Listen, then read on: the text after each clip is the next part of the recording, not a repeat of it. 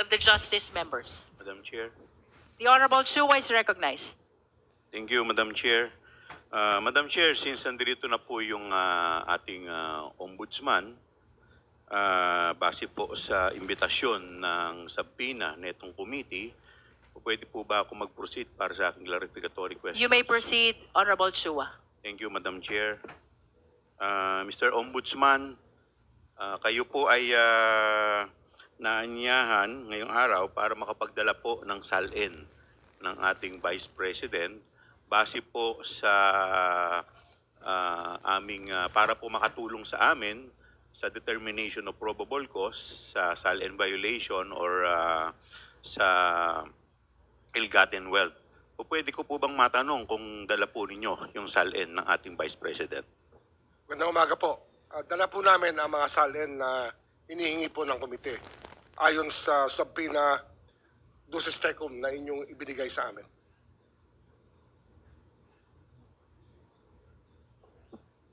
May we direct the committee secretary to receive the copy of the SALNs which are being submitted by the Office of the Ombudsman so that the same will form part of the records of our proceeding.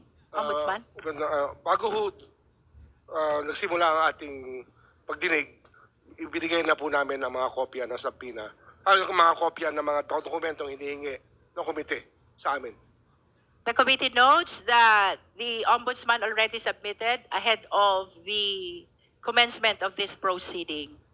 Honorable Chua? Thank you, Madam Chair. Madam Chair, gusto ko pong tanungin ang ating ombudsman kasi base po dun sa paragraph 107 ng Sabalya complaint, ang ating pong Vice Presidente ay naging Vice Mayor ng Davao noong taong 2007 hanggang 2010. At siya rin po ay naging alkalde ng Davao mula 2010 hanggang 2013, 2016 hanggang 2019, at 2019 hanggang 2022. But I notice, Madam Chair, ang naibigay lamang sa ating mga dokumento dito ay mula 2016 hanggang 2024. Pwede ko po bang malaman nasaan po yung SALN nung taong 2007 hanggang 2015 nung ang ating pong Vice President ay Vice Mayor at Mayor ng Davao? Isang isang paglilinaw. Kasama ko po dito ang aming opisyal ng Ombudsman, si Attorney Karen Batu ng Central Records Division upang sumagot po sa mga tanong na partikular tungkol po sa mga dokumento sapagkat hindi ko po nakakikita itong mga dokumentong ito sapagkat iba po ang aking ginagawa sa Office of the Ombudsman. Maaari po, ipasa na po ang mikropono kay Attorney Karen Batu. We recognize Attorney Batu. Please answer the question. Good morning, Your Honor. Based po dun sa submission namin earlier before the proceedings, kasama po sa sinabit namin yung 2007 to 2012 SALN ng ating Vice President. May certification din po tayo na yung subpoena po kasi is from 2007 to 2013, 2016 to 2022. So yung 2015 po hindi po kasama sa mga sinasubpoena sa Office of the Ombudsman. Ang kulang lang po sa mga sinubmit namin. Attorney Batu, if I may interrupt, kindly speak closer to the microphone. Sige po. Sorry po. Ulitin ko po, Your Honor, ang meron po kaming sinubmit 2007 to 2012. Yung pong mga SALN na yon came from our area office from the Mindanao. Kasi sila po yung repository or custodian ng SALN during the time na City Vice Mayor and Mayor po yung ating Vice President. So we requested pa po. So kasama po yun ngayon sa sinubmit namin. Nandun po yun sa submission namin before the proceedings. Okay, kasi meron lamang po ako dito is 2016 hanggang 2024. Kasama po yun sa binigay po namin sa COMSEC ngayon. Okay. Anyway, With that, siguro magsisimula na lang akong magtanong from 2016 to 2024 dahil yun lang ang meron akong record dito at hindi po sa akin na ibigay ng If I may interrupt, Honorable Chua. COMSEC, please be directed to provide copy of the SALN submitted by the OMB to the justice members. 1 And minute later recess. to the complainant and the respondent. Thank you. 2000.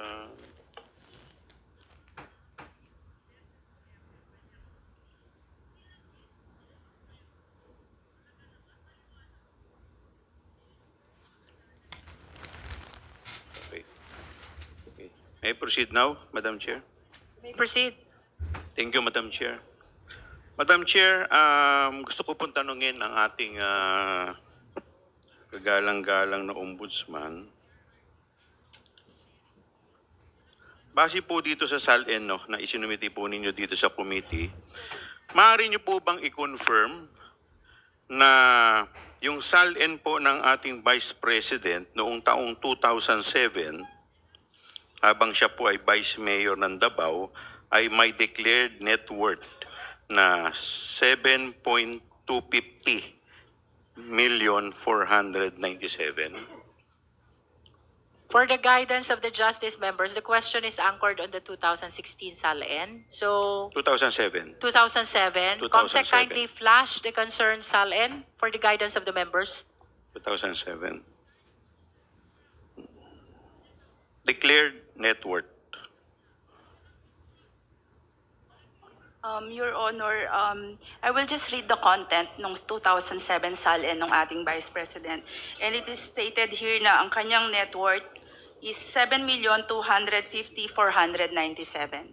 Okay, so kinukonfirm po ninyo. Tama po. Yun po yung nakalagay dito sa thank SALN niya. you po. Can we flash the amount of net worth?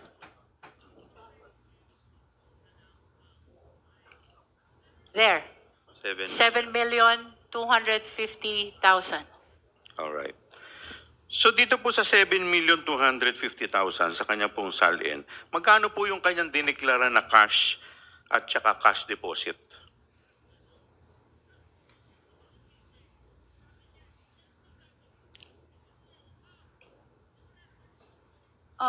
Again, reading from the SALN submitted by the Vice President, yung cash on hand and bank niya for the year, various years acquired is 2 million.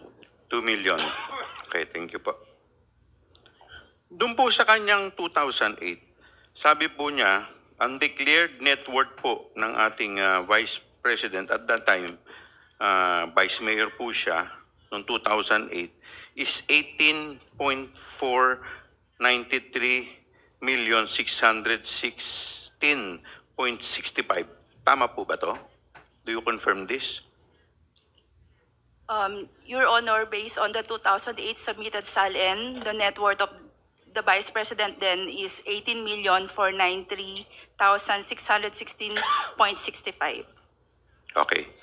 At magkano naman po ang dineklara niyang cash at cash deposit po sa kanyang SALN noong 2008?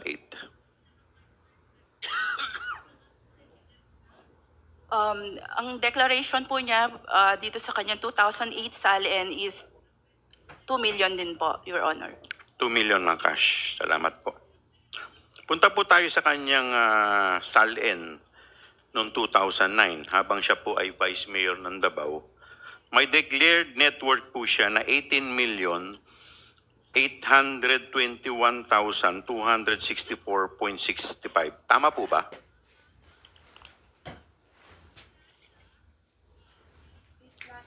Please flash 2009 SALN. Your Honor, again, reading from the 2009 submitted SALN of the Vice President, ang kanyang net worth then is 18,281,264.65.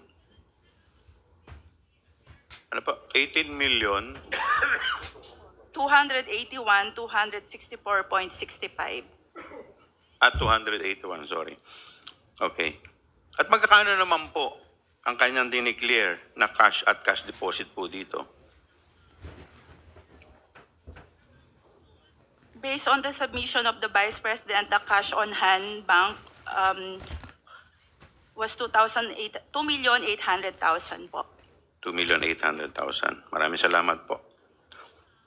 Dumako naman po tayo sa 2010 na SALN ng ating Vice President habang siya po ay Vice Mayor ng Davao.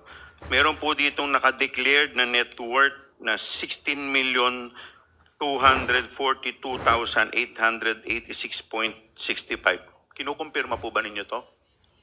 Your Honor, again, based on the submission of the 2010 SALN by the Vice President, her net worth then was 16,242,886.65. Maraming salamat po. At magkakano naman po yung halaga na idineklara niya na cash at cash deposit po sa kanyang SALN noong 2010 SALN? Based on her submission, the cash on hand bank during the time was 3,661,622.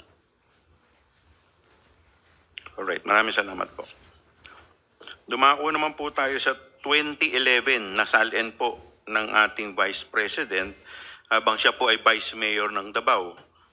May declared net worth po siya na 14,271,148.45. Kinukumpirma po ba ninyo to? Your Honor, reading from the from the 2011 SALN submitted by the Vice President, her net worth then was declared as 14,271,148.46.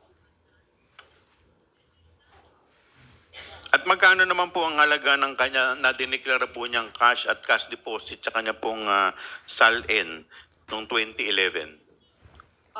The declared cash on hand bank for the 2011 SALN was 3,931,125.80. Okay.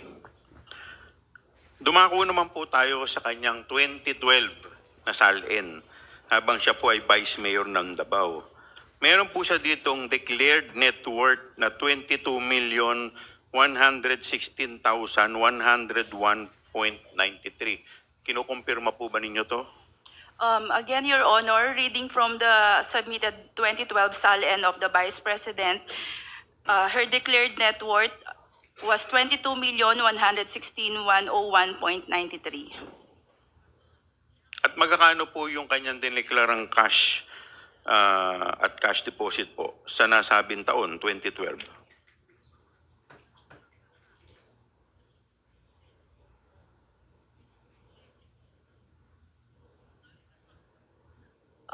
Your Honor, yung declared cash on hand bank niya for the 2012 SALN was 4,320,532.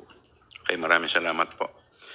Pumunta naman po tayo sa kanyang 2016 SALN habang siya po ay alkalde po ng Davao. Dito po meron po siyang declared net worth nilang mag-asawa, no? 34,895,997. Ito po ba'y kinukumpirma ninyo? Again, Your Honor, reading from the submitted SALN, 2016 SALN by the Vice President, ang nakalagay po dito na net worth niya is 34,895,997. Maraming salamat po. At magkakano naman po yung kanyang dineklara na cash at cash deposit sa kanyang 2016 SALN? Dito po sa kanyang 2016 SALN, ang nakalagay po na cash on hand bank, 3,750,760. Maraming salamat po. Dumako naman po tayo sa kanyang 2017 SALN. Habang siya po ay alkalde ng Davao City, sabi po sa kanyang SALN, siya po ay nagdeklara ng 44,828,759. Kinukumpirma po ba ninyo to? Your Honor, reading from the submitted 2017 SALN of the Vice President, her net worth then was 44,828,759. Maraming salamat po. At magkakano naman po yung kanyang declared cash at cash deposit noong taong 2017? Based on her submission, Your Honor, the cash on hand and bank was declared to be 6,368,596. Maraming salamat po. Dumako naman po tayo sa kanyang 2018 SALN habang siya po ay alkalde po ng Davao City. Tama po ba na ang declared net worth po nilang mag-asawa ay 49,699,728? Kino-confirm po ba ninyo to? Your Honor, again, I'm reading from the 2018 submission, SALN submission of the Vice President. Ang kanya pong declared net worth then was 49,699,728. At magkakano naman po dyan yung kanyang declared na cash at cash deposit noong taong 2018? Based on her submission, Your Honor, ang declared cash po niya was 3,795,000. Alright. Dumako naman po tayo sa kanyang 2019 SALN habang siya po ay alkalde po ng Davao City. Ang kanya pong declared net worth nilang mag-asawa ay 55,613,051. Tama po ba to? Do you confirm this? Your Honor, I'm reading the 2019 SALN submitted by the Vice President, and it is stated here that her net worth for then was 55,613,051 po. At magkakano naman po yung kanyang cash at cash deposit noong taong 2019?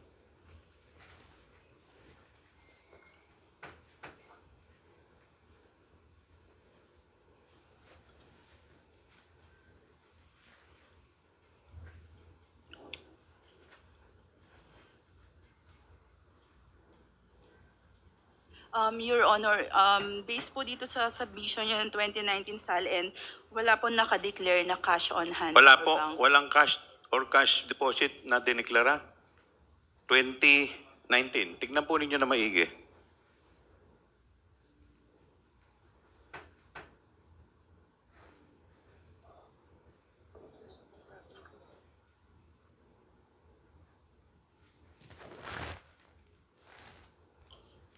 Your Honor, after checking it again, wala po nakalagay na Alright. cash on hand. Wala pong cash on hand. Dumako po tayo sa kanyang 2020 na SALN habang siya po ay alkalde ng Davao. Meron po siyang dineclare na net worth nilang mag-asawa, 56,583,735.01. Kino-confirma po ba ninyo to? Your Honor, again, reading from the submitted 2020 SALN of the Vice President, ang declared net worth po niyan at the time was 56,583,735.1. At magkakano naman po yung kanyang cash at cash deposit noong taong 2020?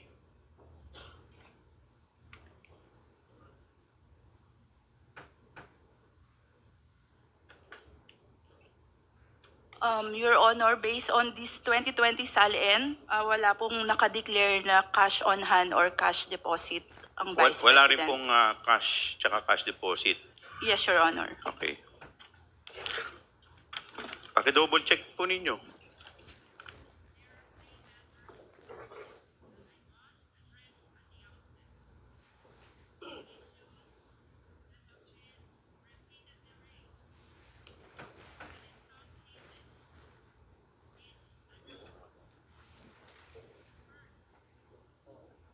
Your Honor, after checking it,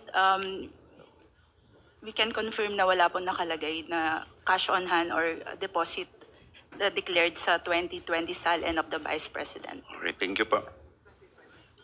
Punta po tayo sa kanyang 2021 na SALN habang siya po ay alkalde ng Davao.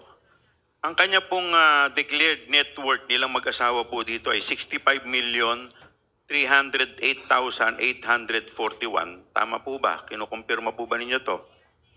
Your Honor, again, I'm reading the 2021 SALN submitted by the Vice President at ang declared net worth po niya was 65,308,841. At magkakano naman po yung kanyang declared na cash at cash deposit sa kanyang SALN noong 2021?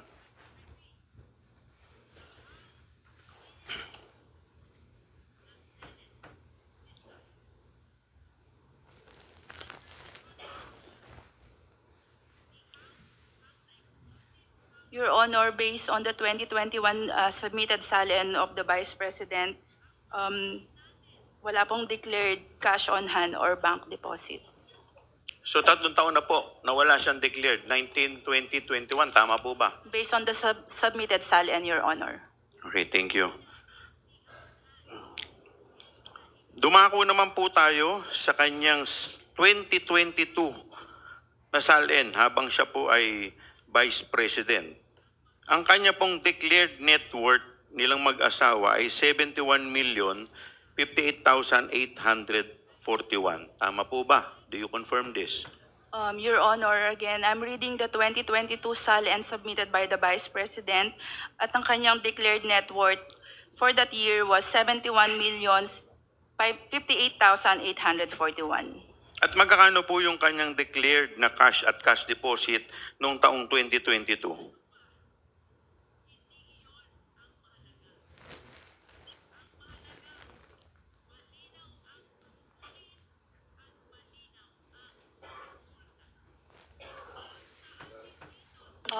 Your Honor, based on the 2022 SALN submitted by the Vice President, wala po nakadeclare na na cash on hand or bank deposits. Pakisiguraduhin po ninyo, baka namamalikmata lang po kayo.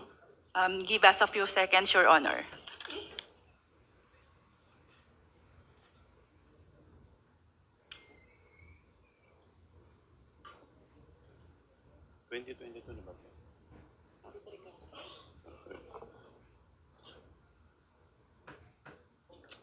Your Honor, based on our second reading, look for this SALN, wala din po talaga nakalagay na cash on hand or bank deposit. Okay, so pupunta po tayo sa 2023. Dito po, meron pong sa kanyang SALN, meron po siyang declared net worth nilang mag-asawa, no? 77,508,841. Do you confirm this? Your Honor, based on the submitted 2023 SALN of the Vice President, ang nakalagay po na net worth niya for that year was 77,508,841. At magkakano naman po yung kanyang declared na cash at cash deposit noong taong 2023?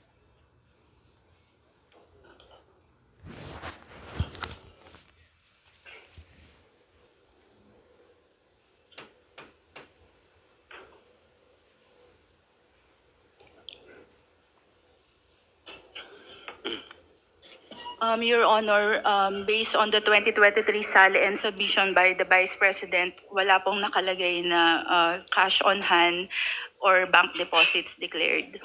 So sa 2023, wala pa rin po. Wala po, Your Honor. Okay.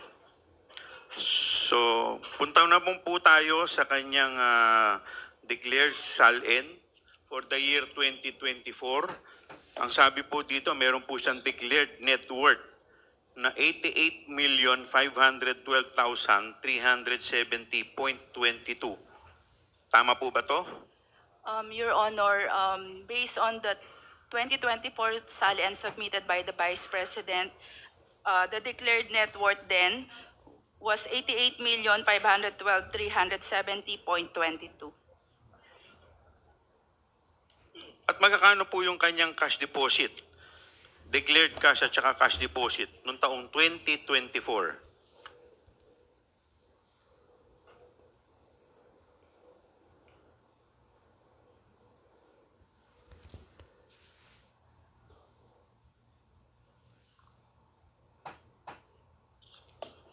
Your Honor, reading from the 2024 SALN of the Vice President, wala pong nakadeclared na cash on hand or bank deposit for that year. Wala pa rin po. Yes, Your Honor. So sa madaling salita, yung kanya pong cash na dineclare was only from 2007 up to 2018. Tama po ba?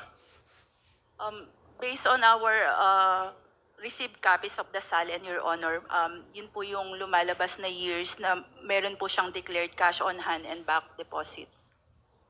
At noong 2019 at 2024, kahit na 5 po, wala po siyang dineklara na cash at saka cash on hand. Tama po ba? Based on the submitted SALNs, Your Honor, wala pong nakalagay na cash on hand or bank deposits. Kahit 5 po? Um,